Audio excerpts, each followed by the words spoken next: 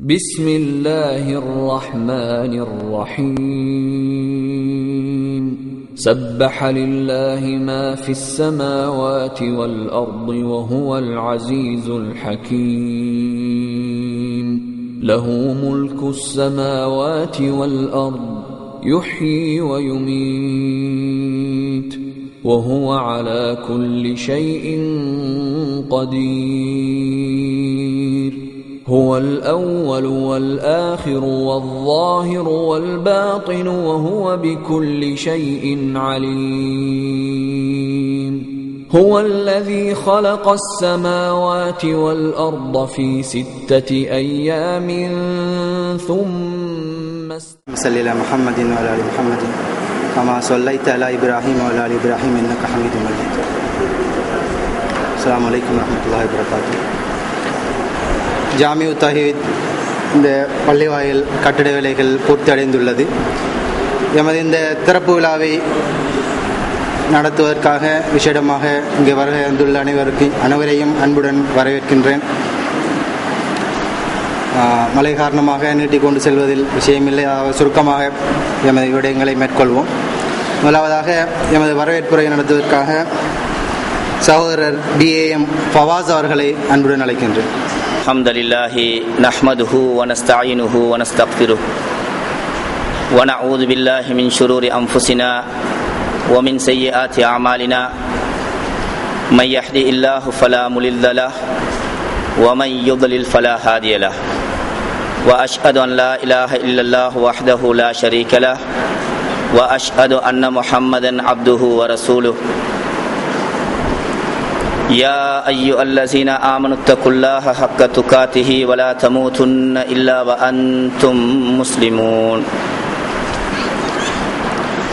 يا أيها الناس اتقوا ربكم الذي خلقكم من نفس واحدة وخلق منها زوجها وبث منهما رجالا كثيرا ونساء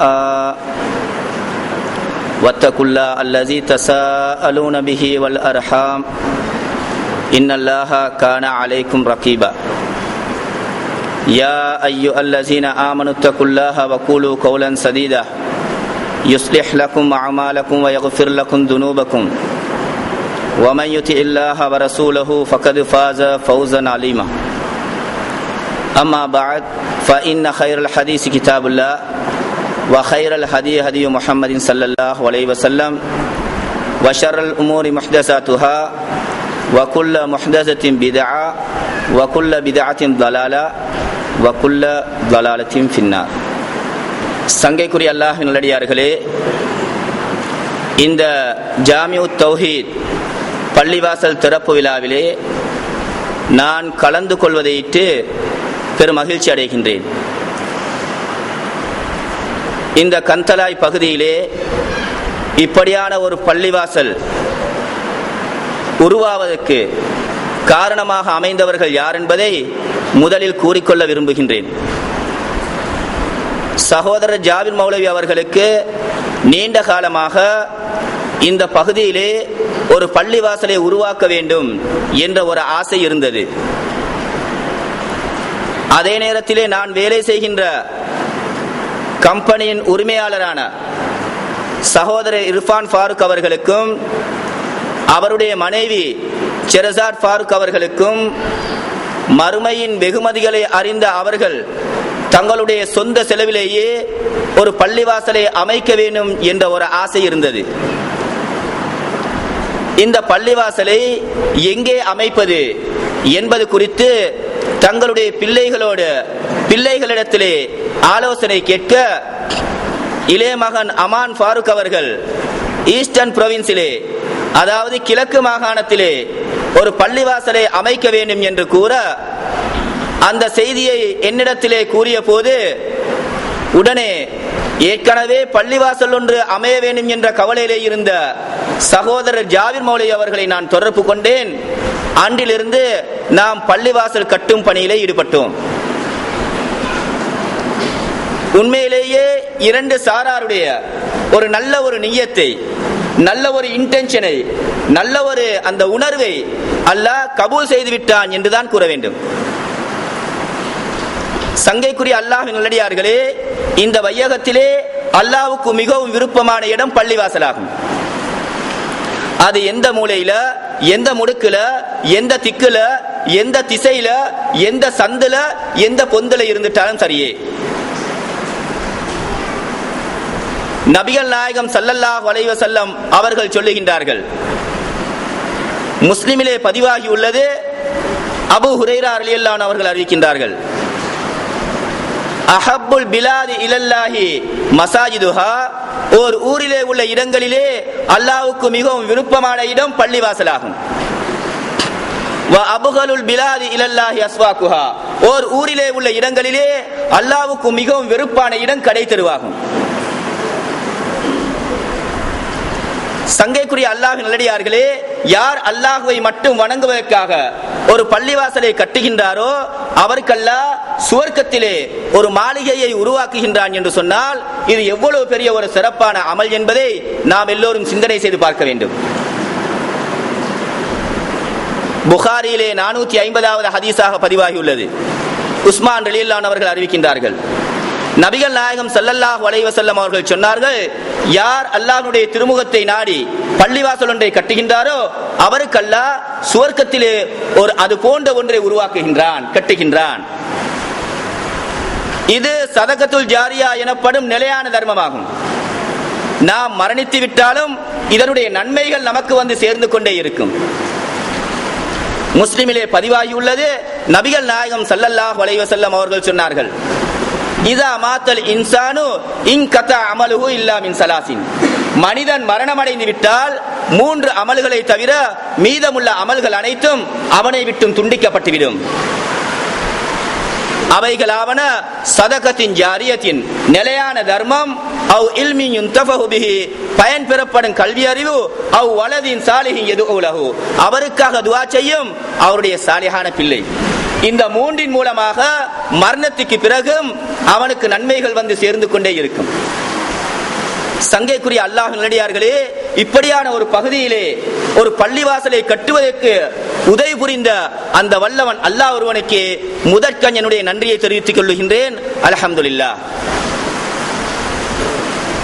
அல்லாஹு தபாரக வ தஆலா அவனுடைய அருள்மறையிலே சூரா இப்ராஹிமிலே 7வது வசனத்திலே சொல்லி காட்டுகின்றான், லா இன் ஷகர்தும் லா அஸீதன்னகும், நீங்கள் நன்றி செலுத்தினால் நிச்சயமாக நான் உங்களுக்கு மேலும் அதிகப்படுத்துவேன். இன்னும் திர்மிதியிலே பதிவு செய்யப்பட்டுள்ளது, நபிகள் நாயகம் ஸல்லல்லாஹு அலைஹி வஸல்லம் அவர்கள் சொன்னார்கள், மல்லம் யஸ்குரின் நாஸ லம் யஸ்குரில்லாஹ், எவர் மனிதர்களுக்கு நன்றி செலுத்தவில்லையோ அவர் அல்லாஹ்வுக்கு நன்றி செலுத்தாதவர் ஆவார். அந்த வகையிலே இந்த பள்ளிவாசலை தன்னுடைய முழுமையான செலவிலே கட்டிய சகோதரர் இர்ஃபான் ஃபாரூக் அவர்களுக்கும் அவருடைய மனைவி செரசாட் ஃபாரூக் அவர்களுக்கும் பிள்ளைகளான சகோதரி ஆலியா, மகன்மார்களான சகோதரர் அல்தாஃப், அமான் ஆகியோர் அனைவருக்கும் அல்லாஹ் இம்மேலும் மறுமையிலும் நற்கூலி வழங்க வேண்டும் என பிரார்த்திப்பதோடு என் இதயம் கனிந்த நன்றிகளையும் தெரிவித்துக் கொள்கின்றேன். அடுத்து இந்த பள்ளிவாசலை தன்னுடைய மிகப்பெரிய ஒரு முயற்சியினால அல்லாஹ்வுடைய கிருபையால மிகப்பெரிய கஷ்டப்பட்டு அதாவது எல்லா வகையிலும் உதவியாக இருந்த சகோதரர் ஜாபிர் மௌலவி அவர்களுக்கும் அவரோடு அயராது உழைத்த அவருடைய நண்பர்கள் மஹல்லாவாசிகள் அனைவருக்கும் அல்லாஹ் இம்மையிலும் மறுமையிலும் நற்கூலி வழங்க வேண்டும் என பிரார்த்திப்பதோடு ஆழ்ந்த நன்றிகளையும் தெரிவித்துக் கொள்கின்றேன். சங்கைக்குரிய அல்லாஹ்வின் நல்லடியார்களே, குர்ஆன் சுன்னாவின் அடிப்படையிலே தன்னுடைய அமல்களை சுதந்திரமாக செய்து கொள்ள இந்த பள்ளிவாசல் மிகவும் உறுதுணையாக இருக்கும் என்று நம்புகின்றேன். அல்லாஹு தபாரக வ தஆலா அவனுடைய அருள்மறையிலே சூரத்துல் ஜின்னிலே 18வது வசனத்திலே சொல்லி காட்டுகின்றான், வ அன்னல் மஸாஜித லில்லாஹி ஃபலா ததுஉ மஹல்லாஹி அஹதா, நிச்சயமாக பள்ளிவாசல்கள் அல்லாஹ்வுக்கே உரியனவாகும், எனவே அல்லாஹ்வோடு வேறெவரையும் நீங்கள் அழைக்க வேண்டாம். இந்த வசனத்திலே பள்ளிவாசல்கள் அல்லாஹ்வுக்கே சொந்தமானது என்பதை அல்லாஹ் தெளிவாக அறிவிக்கின்றது. ஆனால் இன்று பள்ளிவாசல்கள் அனஃபி மதுஹபுக்கு சொந்தமானது என்றும் ஷாஃபிஈ மதுஹபுக்காரர்களுக்கு சொந்தமானது என்றும் கூறு போடப்படுகின்றது. அல்லாஹ்வுக்கு மாற்றமான அமல்கள் பள்ளிவாசல்களிலே நடைபெறுவதை நாம் காணலாம். ரபியுல் அவ்வல் மாதம் வந்துவிட்டால் ஷிர்கான கருத்துக்கள் அடங்கிய மௌலுது பாடல்களை பரவசத்தோடு பள்ளிவாசல்களிலே நடைபெறுகின்றன. அதே போன்று இருட்டு சிக்ரி என்றும் ஸலவாத்து நாரியா எனும் ஷிர்கான கருத்துக்கள் அடங்கிய குர்ஆன் ஹதீஸிலே இல்லாத எத்தனையோ அனுஷ்டானங்கள் பள்ளி வாயில்களிலே சர்வசாதாரணமாக நடைபெறுகின்றன. இந்த நிலையை எம் சமூகத்திலே இருந்து மாற வேண்டும். பரிதாபத்துக்குரிய விடயம் என்னவென்றால், எம்முடைய கொள்கை சகோதரர்களை பள்ளிவாசலுக்கு தொழுவதற்கு தடை விதிக்கக்கூடிய காட்சிகளை நாம் பார்க்கின்றோம். தொப்பி போடாதவர்கள் பள்ளிக்கு வரக்கூடாது, 4 மதுஹபுகளிலே ஒன்றை பின்பற்றாதவன் பள்ளிக்கு வரக்கூடாது என்று மார்க்கம் சொல்லாத எத்தனையோ நிபந்தனைகளை விதிக்கக்கூடிய காட்சிகளை நாம் பார்க்கின்றோம். பள்ளிவாசலுக்கு வருவோரை தடுப்போனே அநியாயக்காரன் என்று அல்லாஹ் கூறுகின்றான். அல்லாஹு தபாரக வ தஆலா அவனுடைய அருள்மறையிலே சூரத்துல் பக்ராவிலே 114வது வசனத்திலே சொல்லி காட்டுகின்றான். وَمَنْ أَظْلَمُ مِمَّنْ مَنَعَ مَسَاجِدَ اللَّهِ أَنْ يُذْكَرَ فِيهَا اسْمُهُ وَسَعَى فِي خَرَابِهَا. அல்லாஹ்வுடைய பள்ளிவாயில்களிலே அவனுடைய பெயர் கூறப்படுவதை தடுத்து அவற்றை பாழ்படுத்த முயல்பவனை விட பெரும் அநியாயக்காரன் யார்? மேலும் பள்ளிவாசலுக்கு வருவோரை தடுப்போனுக்கு கிடைக்கும் தண்டனையை பற்றி சொல்லும் போது அதே வசனத்திலே அல்லாஹ் சொல்லி காட்டுகின்றான். லஹும் ஃபித் துன்யா ஹிஸ்யுன் வலஹும் ஃபில் ஆখিরাতি அஸாபுன் அலீம். அவர்களுக்கு இம்மையிலே இழிவுண்டு, மறுமையிலே அவர்களுக்கு மகத்தான வேதனை உண்டு. ஆக நாம் எல்லோரும் பள்ளியோடு தொடர்புள்ள மக்களாகவும் பள்ளிக்கு தொழ வருபவர்களை தடுக்காத மக்களாகவும் இருக்க வேண்டும்.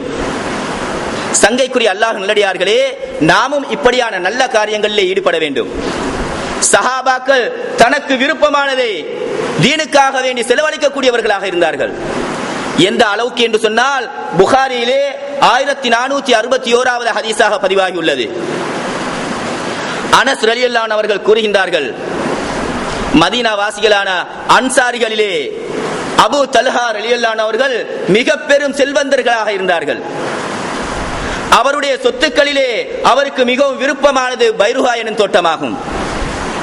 அல்லாஹ்வின் தூதர் ஸல்லல்லாஹு அலைஹி வஸல்லம் அவர்கள் அதாவது அடிக்கடி அந்த தோட்டத்திற்கு சென்று அதனுடைய சுவையான நீரை அருந்தக்கூடிய வழக்கம் உள்ளவர்களாக இருந்தார்கள். குர்ஆனுடைய வசனம் இறங்குகின்றது. சூரா ஆல இம்ரானிலே 92வது வசனத்திலே அல்லாஹ் இறக்குகின்றான். லன் தனாலுல் பிர்ர ஹத்தா துன்ஃபிகு மிம்மா துஹிப்பூன். நீங்கள் விரும்பக்கூடிய செல்வத்திலே இருந்து தர்மம் செய்யாத வரை நீங்கள் ஒருபோதும் நிச்சயமாக நன்மை அடைந்து கொள்ள முடியாது, நிறைவான பலனை அடைந்து கொள்ள முடியாது என்ற ஆயத்து இறங்குகின்றது. அப்போது அபூ தல்ஹா ரலியல்லாஹு அன்ஹு அவர்கள், அல்லாஹ்வின் தூதரே, நீங்கள் விரும்புகின்ற செல்வத்திலே இருந்து தர்மம் செய்யாத வரை நீங்கள் நிறைவான பலனை அடைந்து கொள்ள முடியாது என்ற வசனத்தை அல்லாஹ் இறக்கினான். அல்லாஹ் கூறுகின்றான், எனவே என்னுடைய சொத்துக்களிலே எனக்கு மிகவும் விருப்பமானது பைருஹா என்ற தோட்டமாகும், இதனை நான் அல்லாஹ்வுக்காக வேண்டி தர்மம் செய்கின்றேன் என்று கூறினார்கள். சுப்ஹானல்லாஹ். அதற்குரிய நன்மையும் அது எனக்கு மறுமையிலே சேமிப்பாக அமைவதையும் நான் அல்லாஹ்விடத்திலே எதிர்பார்க்கின்றேன் என்று சொன்னார்கள். அல்லாஹ்வின் தூதரே, நீங்கள் இதை அல்லாஹ் சொன்ன பிரகாரம் பயன்படுத்திக் கொள்ளுங்கள் என்றார்கள். சகோதரர்களே, அடுத்து இந்த பள்ளியுடைய பேர் ஜாமிஉத் தௌஹீத், அதாவது தௌஹீதுடைய பள்ளிவாசல் என்று பொருளுங்க. இந்த பள்ளிவாசலுடைய பேருக்கு ஏற்ப இந்த தௌஹீதை, இந்த ஏகத்துவத்தை, இந்த ஓரிரை கொள்கையை இந்த கந்தலாய் பகுதியிலே பரப்பி குர்ஆன் சுன்னாவின் அடிப்படையில் அமையும் ஒரு சிறந்த ஒரு பள்ளிவாசலாக ஆக்குவதற்கு வல்லவன் அல்லாஹ் தௌஃபீக் செய்ய வேண்டும் என்று வேண்டியவனாக என் உரைக்கு திரையிடுகின்றேன். வ ஆகிரு தஅவானா அனில் ஹம்துலில்லாஹி ரப்பில் ஆலமீன். அடுத்ததாக எமது இந்த பள்ளிவாயலை அமைப்பதற்கு எமக்கு சகலவித உதவி புரிந்த அமான் ஃபாரூக் அவர்களை உரையாற்றுமாறு அன்புடன் அழைக்கின்றோம். Alhamdulillah, wassalatu wassalamu ala rasulillah, amma ba'd. It's a great achievement that I'm able to be here and say a few words to this community. My honest intention was to be able to provide for the Muslims in the Eastern Province, especially after all what they have been through with the war and everything like that.